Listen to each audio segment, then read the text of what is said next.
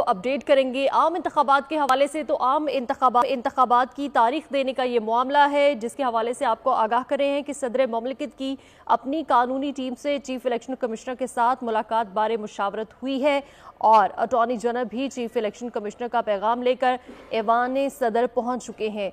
और इसी हवाले से मजीद तफसीलात जानेंगे। हमारे साथ मौजूद हैं मलिक सईद अवान। सईद अवान, मजीद क्या अपडेट्स है आपके पास?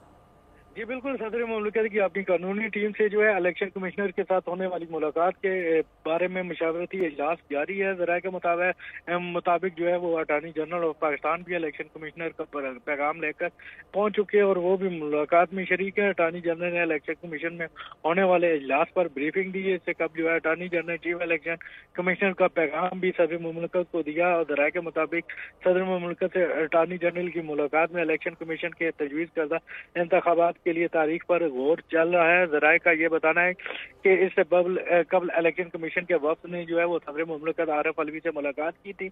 मुलाकात जो है वो chief election commissioner Sikandar Sultan Raja की सरबराही में जो है वो हुई थी, जिसमें जो है मुलाकात में अटॉर्नी जनरल भी मौजूद थे और उन्होंने और चीफ इलेक्शन कमिश्नर ने सदर मुमलिकत को जो है वो इलेक्शन की तारीखों के हवाले से ब्रीफिंग दी थी।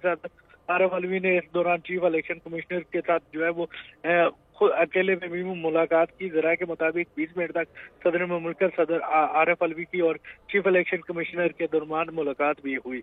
जी बिल्कुल, अटॉर्नी जनरल भी चीफ इलेक्शन कमिश्नर का पैगाम लेकर ऐवान सदर पहुंच चुके हैं और इस बारे में इजलास में होने वाली ब्रीफिंग भी दी गई है। इस हवाले से मलिक सईद अवान हमें आगाह कर रहे थे। सईद अवान, बहुत शुक्रिया।